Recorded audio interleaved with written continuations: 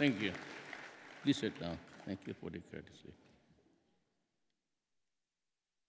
I had an earlier conversation with the representatives of the AIPA from the different countries, and I gave a short talk.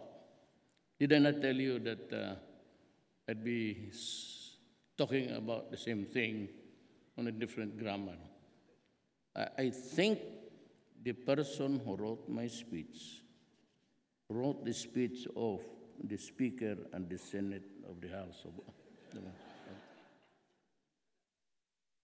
Did I not tell you? On a different grammar, but it is my distinct pleasure to join you on this 30th ASEAN Inter-Parliamentary General Assembly, or AIPA. On behalf of the Republic of the Philippines, and the people, I would like to welcome you all.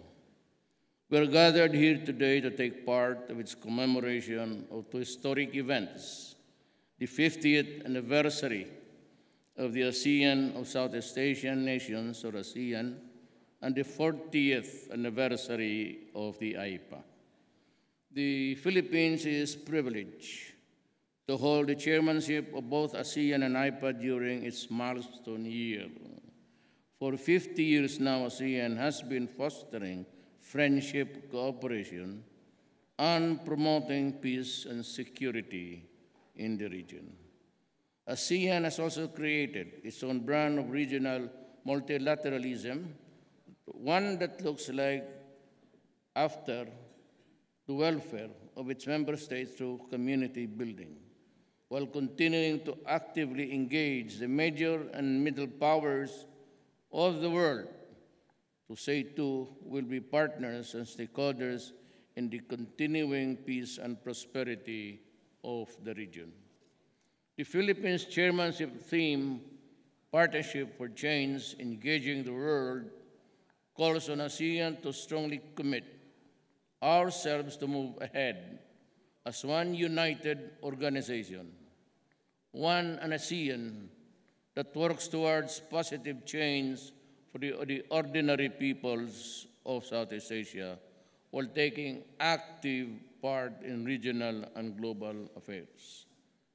Looking forward, the ASEAN Community Vision 2025 was simultaneously adopted to chart the path of ASEAN community building over the next 10 years.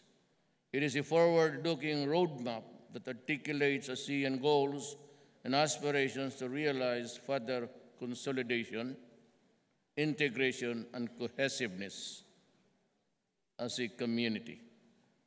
Widening development gaps between countries and across the region need to be dealt with. Further, it is important to make economic gains translate to tangible benefits and long-term improvements in the lives of our ASEAN people. Our region is faced with various traditional and non-traditional security risks that we should address effectively in order to preserve the gains of our ASEAN community building. In this context, AIPA should be able to play a greater role in ensuring the success of the ASEAN community. You have in you the invaluable asset, 40 years of working together to enhance inter-parliamentary solidarity contributes to the creation of a people-oriented, centered ASEAN. Over the years, AIPA has worked vigorously to support the work of ASEAN's three community pillars. It has helped speed up the ratification of the ASEAN agreements.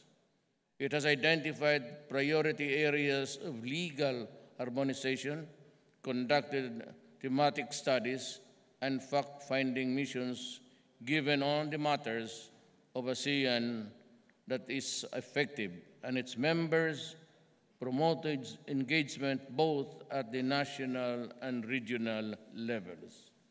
As a parliamentary institution, the AIPA could be encouraged to actively pursue the reforms needed to address structural problems and constraints that limit the gains of integration within the regions. I call upon ASEAN and AIPA to further deepen their engagement and partnership so that we can bring about the realization of the ASEAN Community Vision 2025, entailing a united, inclusive, and resilient political security community, a highly integrated and cohesive economic community, and a socio-cultural community that engages the benefits of the peoples of ASEAN. Let me express my deepest thanks for your presence here today at the 30th AIPA General Assembly. I am optimistic that your meetings during the past few days may help ASEAN and AIPA widen their areas of cooperation. May this General Assembly strengthen the relationship between ASEAN and AIPA and bring us all one step closer to realizing our aspiration of one vision, one identity, and one community. Thank you at mabuhay kayong lahat.